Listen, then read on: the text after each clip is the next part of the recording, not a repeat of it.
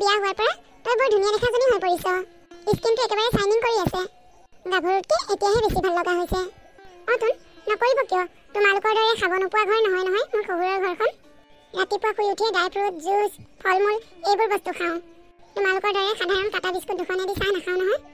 মই জানো মাজনী, সেইকাৰণে তই আহিবি বুলি গম পাই এইবোৰ সকলো মই যোগাৰ কৰি থৈছোঁ।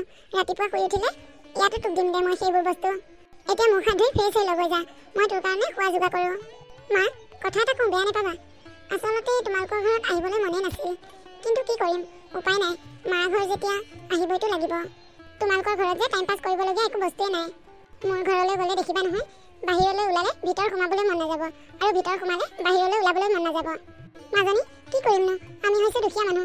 দেউতাৰে যেনে তেনে কাম বন কৰি দুবেলা দুসাঁজ খোৱাৰ যোগাৰ কৰিছে। আকৌ ঘৰ সজাবলৈ, বাহিৰ সজাবলৈ, চকু চাপ মৰাকে বস্তু আনিবলৈ আমাৰ হাতত টকা পইচা নাই। তথাপিও তই আহিবি বুলি গম পাই যিখিনি পাৰিছোঁ কৰিছোঁ আৰু।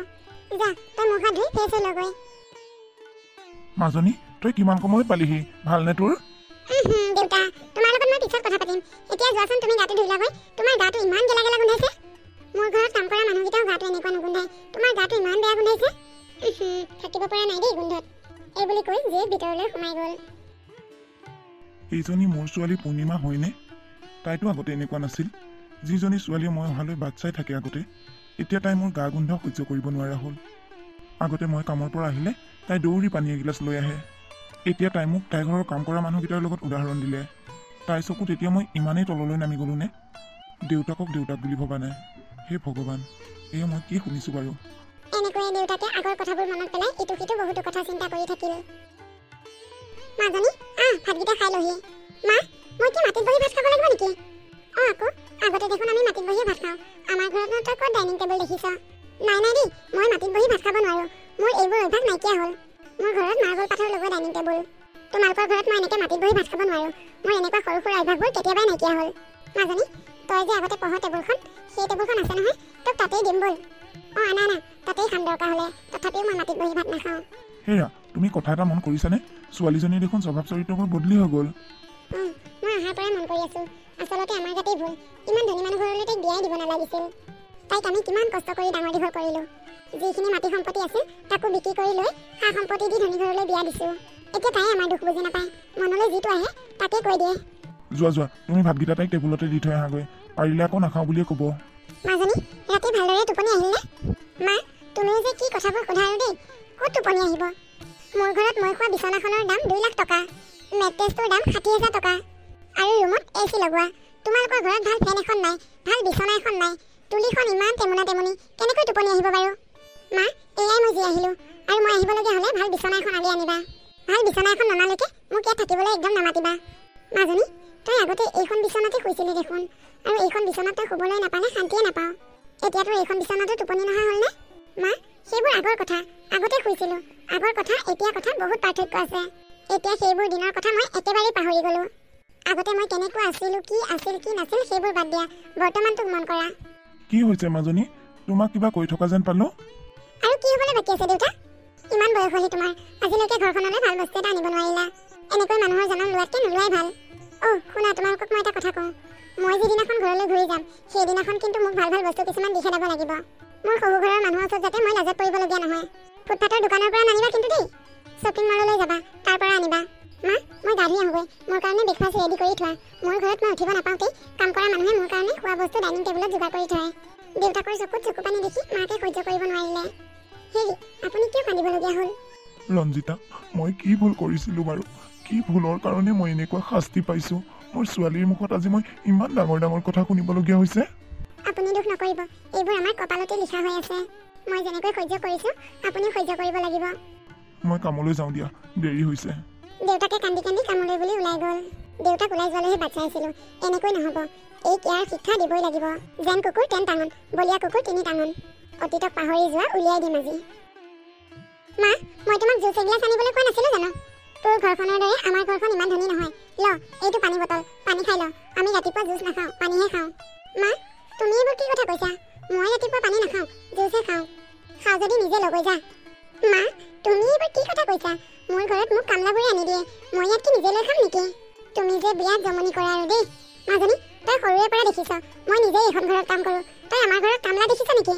আমি লোকৰ ঘৰে ঘৰে কাম কৰি ফুৰোঁ, আমি লোকৰ কামলা, তই আকৌ আমাৰ ঘৰত কামলা বিচাৰি আহিছ। তই অতীতক কিয় ইমান সোনকালে পাহৰি গৈছ? মা, তুমি মোক অতীতৰ কথাবোৰ কৈ কৈ আমনি কৰি নাথাকিবা দেই। কামলা ৰাখিবলৈ নোৱাৰা যেতিয়া তুমিয়ে কাম কৰিবলৈ লাগিব। যোৱা, মোৰ কাৰণে জুচ এগিলাচ লৈ আহাগৈ। মোৰ কাৰণে তুমিয়ে কামলা। কি ক'লি তই? মই তোৰ কামলা? মাজনী, তই যদি ইয়াত থাকি বেয়া পাইছ তেতিয়াহ'লে আমি তোক জোৰ কৰি ইয়াত ৰাখি নাথাকোঁ। তই যা, তোৰ শহুৰৰ ঘৰতে তই শান্তিৰে থাকগৈ। যা, বেগ চেগ বান্ধি ল'গৈ। হে ভগৱান, কি হ'ব এতিয়া? মই শহুৰৰ ঘৰত কৈ থৈ আহিছিলোঁ মাৰ ঘৰত 10 দিনমান থাকি আহিম। এতিয়া যদি ঘূৰি যাওঁ তেওঁলোকৰ আগত দেখোন বৰ লাজ পাম। ইফালে ননন্দজনীৰ ঘৰতে আছেহি। নাই নাই মা, মই কেইদিনমান থাকিম বুলি আহিছিলোঁ। এতিয়া ঘৰলৈ নাযাওঁ। ইয়াত থাক যদি আগৰ দৰে সকলো কাম নিজেই কৰিব লাগিব, তেতিয়াহে থাকিবলৈ পাৰিবি। নহ'লে মই তোক আজিয়ে থৈ আহিমগৈ। তোৰ ইমান ডাঙৰ ডাঙৰ কথা শুনি মই তোক ইয়াত এনেকৈ ৰাখি থাকিবলৈ নোৱাৰোঁ। মা, মই তোমালোকৰ লগত এইবোৰ ধেমালিহে কৰি আছিলোঁ। তোমালোকেনো কি কোৱা মই তাকেই চালোঁ। তুমি বহাচোন, মই চাহ কৰি আনো, আমি দুইজনীয়ে খাম। এনেকৈ মাকৰ কেটেৰাজনীয়ে শুনি তাই ধনী ঘৰৰ ভূতটো ওলাই গ'ল। কেনে পালে? একে সাৰতে ধনী হোৱা ভূত উলিয়াই দিলোঁ। তাই মোৰ আগত চালাকি কৰিব আহে। উফ ৰাম, গোটেই দিনটো কাম কৰি কৰি ভাগৰ লাগি গৈছেগৈ। গোটেই গাটো বিষ বিষ লাগিছে। মাজনী, আজি ৰাতিলৈ ভাতকেইটা তয়ে বনাবিচোন। মোৰ গাটো কিবা ভাল লগা নাই। গৰমটো বেছি দিছে যে প্ৰেছাৰ উঠা যেন লাগিছে। হ'ব মা। মাছ মাংস কিবা আনিছে নেকি দেউতাই? নাই নাই, প্ৰতি ৰোজতে মাছ মাংস খাই থকাটো ভাল কথা নহয়। মাটি দাইল আছে, তাকেই বনাবি। হে ভগৱান, মাটি দাইল খোপা বাৰু কেনেকৈ খাওঁ? উপায় নাই, এইকেইদিন খাবই লাগিব। যেনে তেনে 10 দিন পাৰ কৰিব লাগিব। মাজনী, তই কি ভাত বনাবলৈ এলাহ কৰিছ নেকি? নাই নাই মা, মই এলাহ কৰা নাই। ঠিকে আছে, 9টা বাজিলে কিন্তু হৈ যাব লাগিব। হ'ব মা। এইবাৰ আকৌ ভাত বনোৱা পাল, ইমান গেলা গৰমত। এনেকৈ পিছদিনাখন ৰাতিপুৱা। মাজনী, দমকলৰ পাৰতে বাচন অলপ উলিয়াই থৈ আহিছোঁ। বাচনখিনি ধুই ঘৰটো সাৰি পেলাবিচোন। মা, কালিৰ পৰা মই বহুত কাম কৰিছোঁ। কাম কৰি কৰি মোৰ ভাগৰ লাগি গৈছেগৈ। মই বাৰু বাচনকেইটা ধুম, তুমিয়ে ঘৰটো সাৰিবাচোন। অঁ, তোৰ এলাহ লাগিছে নেকি? হ'ব দে, কাইলৈ নহ'লে তোক ঘৰত থৈ আহিমগৈ। তই আকৌ তোৰ শহুৰৰ ঘৰত একো কাম কৰিব নালাগে নহয়। চব কামলা মানুহে কাম কৰে। মা, হ'ব দিয়া, মই কেইদিনমান ঘৰত থাকোঁ বুলি আহিছিলোঁ। তুমি প্ৰতিটো কথাতে মোক ঘৰত থৈ আহোঁগৈ কৈ থাকা। নালাগে দিয়া তুমি ঘৰ সাৰিব। বাচনকেইটা ধুই হ'লে ময়ে ঘৰ সাৰিম। এই বুলি কৈ তাই বাচন ধুবলৈ গ'ল। পূৰ্ণিমাই ঘৰ সাৰি থাকোঁতেই গিৰিয়েকৰ ফোন আহিল। পূৰ্ণিমা, ঘৰলৈ কেতিয়া আহিবা? মই দেখোন তোমাক কৈয়ে থৈ আহিছোঁ 10 দিনমান ঘৰত থাকিম বুলি। তোমাৰ কাৰণে ভাল বস্তু এটা আনিছিলোঁ, সেইকাৰণে সুধিছোঁ তুমি কেতিয়া আহিবা বুলি। কি বস্তুনো? মা আৰু ভণ্টি আজি জুৱেলাৰী দোকানলৈ গৈছিল। সিহঁতে কিবা কিবি গহনা কিনিছে। তোমাৰ কাৰণেও ডায়মণ্ডৰ আঙুঠি এটা আনিছে। অঁ, হয় নেকি? ইছ ৰাম, মোৰ এতিয়াই যাওঁ যাওঁ লাগিছে। তেনেকৈ কথা পাতি থাকোঁতে বাহিৰৰ পৰা মাকে মাত লগালে। মাজনী, তোৰ ঘৰ সাৰি হোৱাই নাই নে? সোনকালে ঘৰটো সাৰি আন। পূৰ্ণিমা, তুমি ঘৰলৈ গ'লে তাৰমানে ঘৰৰ কাম বনো কৰা।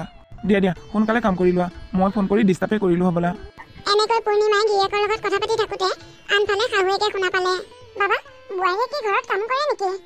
অঁ, তাৰমানে আমাৰ ঘৰতে কাম কৰা মানুহে পানী এগিলাচ নিদিলে পানী এগিলাচো লৈ নাখায়। থাক, কেইদিনমান মাকৰ ঘৰতে থাকক। অকণমান কথাবোৰ বুজি পাই আহক। এতিয়া আনিবলৈ নাযাবি, কেইদিনমানৰ পিছত লৈ আহিবিগৈ। পূৰ্ণিমা, হ'ব দিয়া, এতিয়া ৰাখিছোঁ। এই বুলি কৈ গিৰিয়েকে ফোনটো কাটি দিলে। মাজনীৰ কাৰণে এইবোৰ হ'ল। মায়ে যদি চিঞৰি নাথাকিলে হয় তেওঁলোকে গমেই নাপালে হয়। মাক আজি মই মা, তোমাৰ লগত তাৰমানে শান্তি নাই। তুমি দেখা নাই মোক মানুহজনে ফোন কৰি আছিল? কিয় ইমান চিঞৰ বাখৰ কৰি আছা? তেওঁলোকে গমেই পাই গ'ল মই যে ঘৰত কাম কৰি আছোঁ। শাহুমাই মোক বহুত কিবা কিবি কথা শুনাইছে।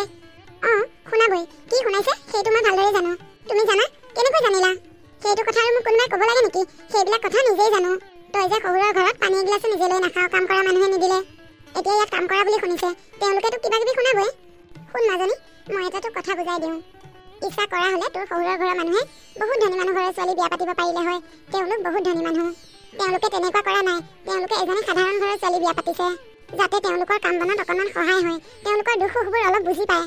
বুজি পাইছ? কিন্তু তইতো তেনেকুৱা নকৰিলি। তই যেতিয়া ইয়াৰ পৰা গৈ তাত তই বিশাল সম্পত্তি দেখা পালিগৈ, অট্টালিকা দেখা পালি, তই অতীতটোক একেবাৰে পাহৰি গলি। তেওঁলোকৰ মনৰ আশাবোৰ পূৰ কৰিব নোৱাৰিলিয়ে। তেওঁলোকে তোক বহুত আশালৈ বিয়া পাতিছিল। মাকৰ কথা শুনি জীয়েকৰ চকুযোৰ তলবলীয়া হৈ পৰিল। তাই অতীতলৈ মনত পৰি গ'ল। মাক দেউতাকে তাইক বহুত কষ্ট কৰি ডাঙৰ দীঘল কৰিলে। যিখিনি মাটি সম্পত্তি আছিল তাকো বিক্ৰী কৰি তাইক বিয়া দিওঁতে যৌতুকীয়া সম্পত্তি দিলে। মা, তুমি মোক ক্ষমা কৰি দিয়া। মোৰ বহুত ডাঙৰ ভুল হৈ গ'ল মা। জীৱনটো ইমান সহজ নহয় মা। মই বহুত সহজকৈ ভাবিছিলোঁ। তুমি চিন্তা নকৰিবা মা, মই কাইলৈ ঘৰলৈ যামগৈ। মই আৰু ঘৰত কেতিয়াও কাম কৰা মানুহ ৰাখিবলৈ নিদিওঁ। মই থাকোঁতে কিয় ইমান কাম কৰা মানুহ লাগে? মই এজনী সাধাৰণ ঘৰৰ ছোৱালী আৰু মইতো চব কাম কৰিবলৈ জানোৱেই। দেউতাৰ ওচৰতো মই ক্ষমা খুজিব লাগিব মা। দেউতাকো মই বহুত বেয়া ব্যৱহাৰ কৰি থৈছোঁ। মা, কাইলৈ দেউতা আৰু তুমি গৈ মোক থৈ আহিবাগৈ। হ'ব মাজনী, এতিয়া আৰু তই সেইবোৰ কথাক লৈ দুখ কৰি নাথাকিবি। কাইলৈ বাৰু আমি তোক থৈ আহিমগৈ। এনেকৈয়ে তাই নিজৰ ভুল বুজি পালে। পিছদিনাখনৰ কথা। বোৱাৰী, মাৰৰ ঘৰৰ পৰা বৰ সোনকালে আহিলা দেখোন।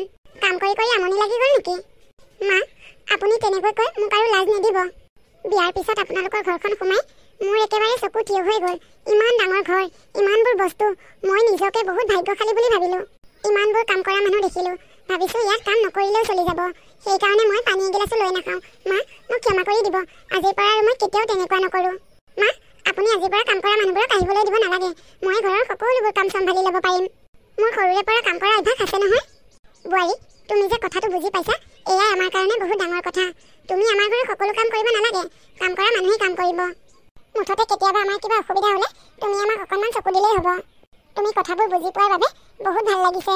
আহা আহা, ইমান গৰমত আহিছা, ইয়াত ৰৈ থাকিব নালাগে। ওপৰলৈকে যোৱা, কাপোৰ কানি সলাই লোৱাগৈ। হ'ব মা। বোৱাৰীজনী যে সলনি হ'ল, ইয়াতকৈ মোক আৰু একো নালাগে। মই ইয়াতেই বিচাৰিছিলোঁ। মোৰ ঘৰখন ধৰি ৰাখিব পৰা বোৱাৰী এজনী লাগে। মই ইচ্ছা কৰিলে বহুত ধনী মানুহ ঘৰৰ মডেলিং ছোৱালী এজনী বিয়া পাতি আনিব পাৰিলোঁ হয়, কিন্তু নাই অনা, কাৰণ মোৰ ঘৰখন ধৰি ৰাখিব লাগিব। বোৱাৰীজনী সলনি হোৱাৰ পৰা শাহুৱেকৰ মনটো ফূৰ্তি।